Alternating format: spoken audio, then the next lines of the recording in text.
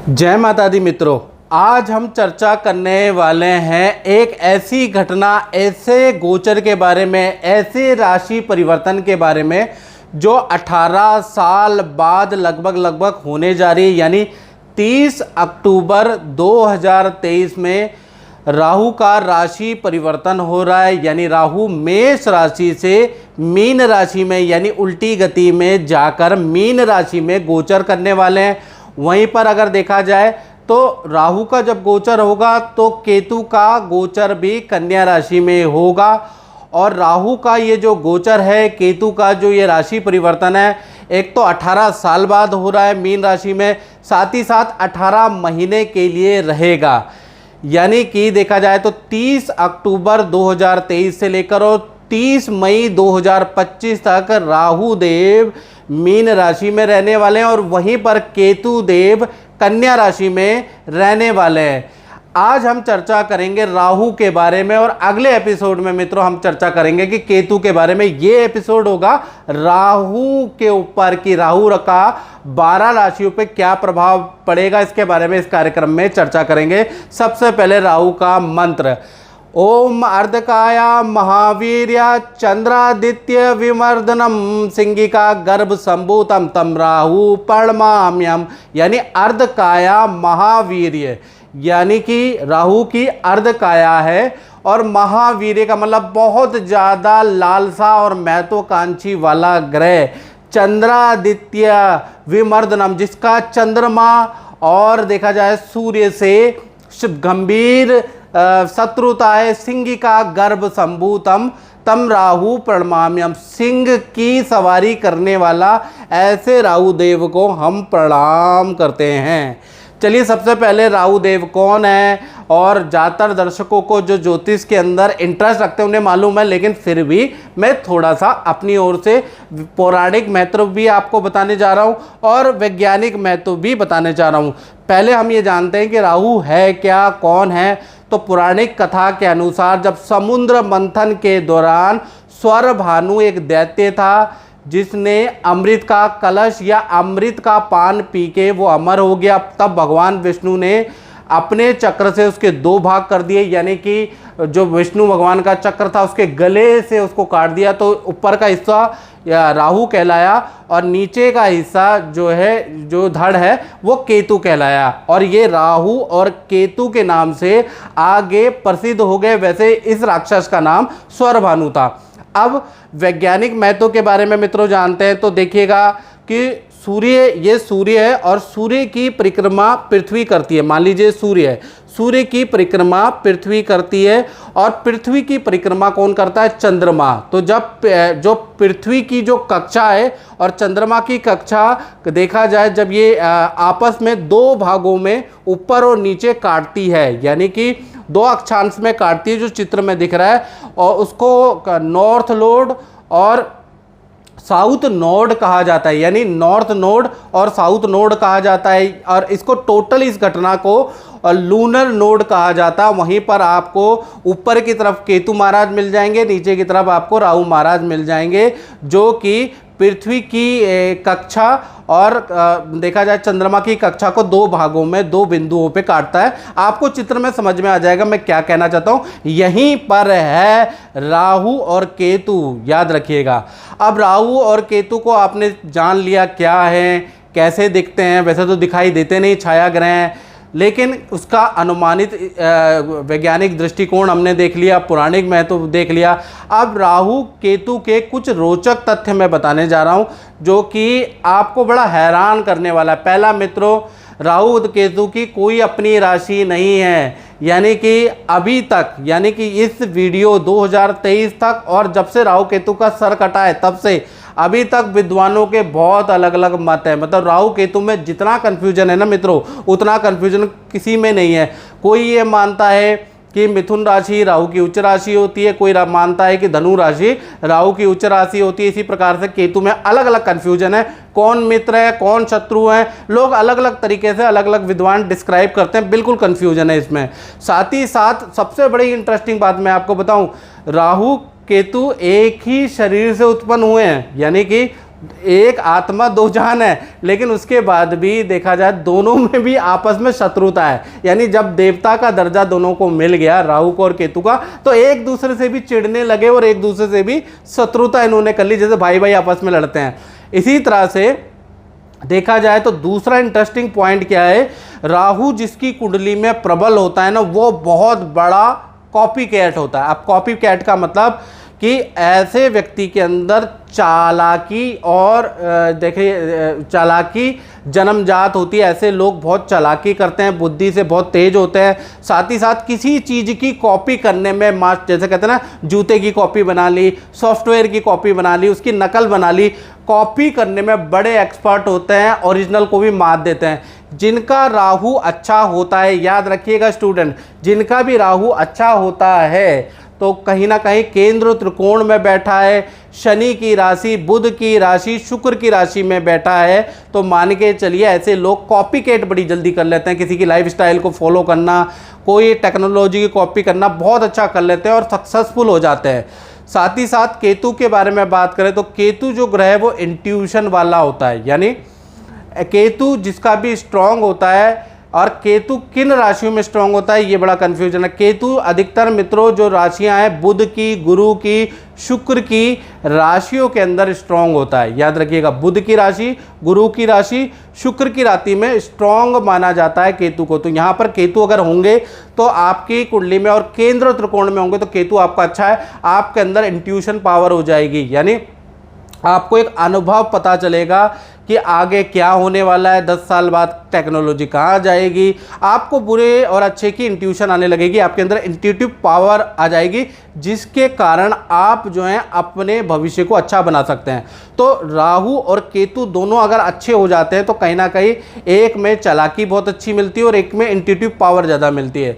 साथ ही साथ एक और इंटरेस्टिंग पॉइंट बताता हूँ, राहु केतु हमेशा वक्री होते हैं, यानी कि हमेशा उल्टे ही चलते हैं, लेकिन इनकी दृष्टि सीधी होती है। याद रखिएगा, इनकी जो दृष्टि होती है कुछ विद्वानों के अनुसार 5वीं, 7वीं और 9वीं दृष्टि होती है। याद रखिएगा, और विज्ञानों को मतलब विद्वानों के अलग अलग मत भी हैं राहु को लेकर। कोई 5वीं, 9वीं और 7वीं दृष्टि मानता है, कोई कहता है कि इनकी जब कोई राशि ही नहीं है तो इनकी दृष्टि का कोई महत्व नहीं है, लेकिन मैंने खुद अनुभव में देखा कि इनकी दृष्टि का महत्व होता है। साथ ही साथ देखा जाए तो राहु जब भी राशि परिवर्तन करता है, जैसे कि 30 अक्टूबर 2023 में राहु देव राशि परिवर्तन कर रहे हैं, तो 9 महीने यानी शुरू के जो 9 महीने आपको अच्छा या बुरा दोनों इफेक्ट ज़्यादा मिलेगा, यानी ज़बरदस्त मिलेगा। अगर अच्छे होंगे तो अच्छा इफेक्ट मिलेगा और बुरे होंगे तो बुरा इफेक्ट आपको तुरंत मिलेगा, 9 महीने तक मिलेगा।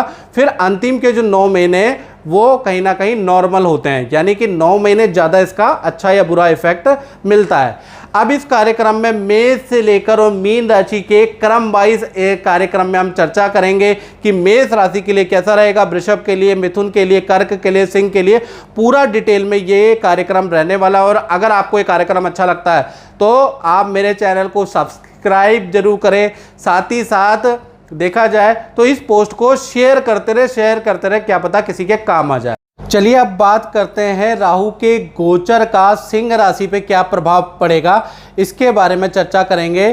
तो ये सिंह राशि वालों की कुंडली है और देखा जाए तो राहु का जो 30 अक्टूबर को गोचर हो रहा है तो वो राहु के सिंह राशि के अष्टम भाव में राहु चले जा रहे हैं, यानी अष्टम भाव में पड़े हैं, तो कहीं ना कहीं कुछ अच्छा रिजल्ट सिंह राशि को मिलेगा और बुरा रिजल्ट भी सिंह राशि को मिलने वाला है, यानी अच्छा और बुरा दोनों तरह का रिजल्ट मिलेगा। स्वास्थ्य के लिए ये गोचर सिंह राशि का खराब रहने वाला है। धन के लिए वर्गोत्तम वंडरफुल बहुत अच्छा रहने वाला है, क्योंकि सिंह राशि वालों का अगर देखा जाए तो कहीं ना कहीं जो कुंभ राशि के जो शनि बैठे हैं वहाँ से सप्तम दृष्टि आपकी राशि पे, आप पे कोई शनि की 7.5 नहीं चल रही, आप पे कोई ढैया नहीं चल रही, फिर भी आप करियर में आपकी उथल पुथल चल रही है, करियर में ग्रोथ नहीं हो पा रही है, धन बच नहीं पा रहा है और करियर, नौकरी, धन की समस्या, धन हानि उल्टा ये 2023 में ज़्यादा हो रही है। कारण ऐसा क्यों हो रहा है? परिवार वालों से, दाम्पत्य जीवन में मतभेद, बल्कि आपके ऊपर कोई 7.5 नहीं चल रही है, कोई ढैया नहीं चल रही है, लेकिन शनि की समसप्तक दृष्टि पड़ रही है, इसलिए आपको रिजल्ट बहुत बेस्ट नहीं मिल रहे हैं। तो लेकिन राहु का जो ये गोचर है, ये तो भाई आपको हेल्थ में अच्छा रिजल्ट दे ना दे, लेकिन करियर में अच्छा रिजल्ट देने वाला है। यानी कि 30 अक्टूबर से लेकर, यानी 30 अक्टूबर 2023 से और 30 मई 2025 यानी 18 महीने आपको धन में कुछ ना कुछ उथल पुथल तो भाई राहु के कारण नजर आएगी। अष्टम में राहु गड़ा हुआ धन भी देता है। अब गड़ा हुआ धन क्या होगा इसके बारे में भी जिक्र करेंगे। पहले हेल्थ के बारे में बात कर लेते हैं। हेल्थ में अशुभ रिजल्ट मिलेगा। तो हेल्थ में देखा जाए तो सिंह राशि को अच्छा रिजल्ट नहीं मिल रहा है। कुछ लोगों को पाइल्स की प्रॉब्लम, गुप्त रोगों की प्रॉब्लम, गुप्त रोगों पे, गुप्त जगह पे इन्फेक्शन की प्रॉब्लम, कुछ लोगों को बुरे सपने आ सकते हैं, कुछ लोगों के पिता से मतभेद या पिता की हेल्थ से संबंधित समस्या आ सकती है। तो कुल मिला के अष्टम भाव का राहु कहीं ना कहीं हेल्थ के लिए अच्छा नहीं है। धन के लिए अगर देखा जाए तो अचानक धन का कोई बड़ा काम आपका बनेगा या कोई बड़ा कॉन्ट्रैक्ट आपको मिल सकता है जिससे खूब धन लाभ आप कमाएंगे या एक्स्ट्रा इनकम के आपके योग बनेंगे। और देखा जाए तो पत्नी के नाम से या किसी स्त्री के नाम से किया गया काम, किसी स्त्री के एडवाइस से किया गया काम आपके लिए बड़ा लाभकारी होगा। यानी अब देखा जाए तो 30 तारीख के बाद 30 अक्टूबर 2023 से 18 महीने तक लेडी लक ज़बरदस्त काम करने वाला है। यानी किसी लेडी लक के कारण आपकी करियर में ग्रोथ, आपके धन में ग्रोथ, आपके व्यापार में ग्रोथ होगी। उसका कारण कोई लेडी लक होगा। साथ ही साथ जो लोग विदेश में रहते हैं उनको देखा जाए तो उनके लिए जो अष्टम राहु है थोड़ा ख़राब है। सरकारी कोई नोटिस आपको मिल सकता है या कहीं ना कहीं देखा जाए तो घर वापसी या घर के इंडिया के यानी कि चक्कर आपके लग सकते हैं या कुछ लोगों के इंडिया आने के योग भी बनते हैं। साथ ही साथ देखा जाए तो कुछ सिंह राशि वालों का अचानक भूमि का योग भी बनेगा। यानी कि ये जो 18 महीने अचानक भूमि का लाभ भी आपको मिलने वाला है। तो कुल मिला के देखा जाए तो धन के लिए अच्छा है, करियर के लिए अच्छा है, लेडी लक काम कर रहा है, हेल्थ पे ध्यान देना। और विदेश में जो लोग रह रहे हैं उनका कहीं ना कहीं वीज़ा में कोई गड़बड़ी हो सकती है या फिर कोई सरकारी नोटिस उनको मिल सकता है, ऐसा योग नज़र आ रहा है। और डिटेल में अगर मित्रों आपको जानना है तो 7210124289 इस पर आपको व्हाट्सएप करना है और अपनी कंसल्टेंसी मुझसे बुक करानी है, टेलीफोनिक कंसल्टेंसी। और बहुत डिटेल में हम बात करेंगे। मिनिमम थोड़ा बहुत चार्ज भी हमने रखा गया है तो वो चार्ज आपको देना पड़ेगा। कुलदीप जी, मैं आपसे ये पूछना चाह रहा हूँ कि आपका जो अपना अनुभव है वो कैसा रहा है, थोड़ा आप बताएंगे। देखिए, यहाँ आने से पहले मेरा नाम कुलदीप सिंह है। तो ऐसा था जैसे कि मेरा सब कुछ ख़त्म हो चुका था, परंतु ये इस दरबार में आने के बाद जोशी जी से मिला, प्रकाश जी से मिला, आप लोगों से मिला, तो मेरा घर परिवार, सबसे पहले तो मेरा संतान सुख मिला जो कि जिसमें मुझे बड़े संकट आ रहे थे। 2 बार बच्चा मिसकैरेज हुआ, परंतु जब जोशी जी ने बताया कि पितर दोष है उसका निवारण आप करिए, वो किया और विद इन 1 ईयर मुझे पुत्र प्राप्ति हुई। 1 साल के अंदर? 1 साल के अंदर मुझे पुत्र प्राप्ति हुई, जो कि मेरे लिए एक बहुमूल्य उपहार था। उसके साल भर के बाद ही मुझे ग्रेटर नोएडा में अपने घर मिला गिफ्ट के रूप में। आज मैं अपने घर में रह रहा हूँ पिछले 20 साल से। बिटिया हुई और आज आप लोगों की दुआओं से बेटे का जो आपने काल सर्प योग का पूजा करवाया 1 साल के बाद, आज मेरा बेटा कनाडा में सेटल है, वहाँ जा चुका है हायर स्टडी के लिए। और ओवरऑल सारा देखा जाए तो कि जो मैं चाहता था मुझे अपनी चाहत से भी कई गुना ज़्यादा मिला यहाँ आने के बाद। प्रकाश जी से बहुत अच्छी गाइडेंस मिली और उसको नियमित रूप से करते रहे, आगे भी करते रहेंगे, जिसका कि मुझे ही फ़ायदा हो रहा है। हाँ, आंतरिक शांति में भी फ़ायदा हो रहा है, सुख समृद्धि में भी फ़ायदा हो रहा है, परिवार की खुशहाली में भी फ़ायदा हो रहा है। तो इससे ज़्यादा मैं छोटे शब्दों में यही कहूँगा। बिल्कुल। जैसा गुरुजी ने आपको बताया है उपाय, वैसा आपने उपाय किया है और उसका आपको पूरा लाभ प्राप्त हुआ। बिल्कुल। जैसा प्रकाश जी ने बताया, गुरुजी ने बताया कि जैसे जैसे कोई दान करना है या स्टोन पहनना है या कोई गाय को चारा खिलवाना है, जो भी ABCD बताया वो सब मैं नियमित रूप से किया हूँ। और उस करने के बाद मुझे जो आंतरिक शांति भी मिली और वैभव सुख भी मिला, सांसारिक भौतिक सुख भी मिला, वो अभूतपूर्व है। बहुत बहुत धन्यवाद।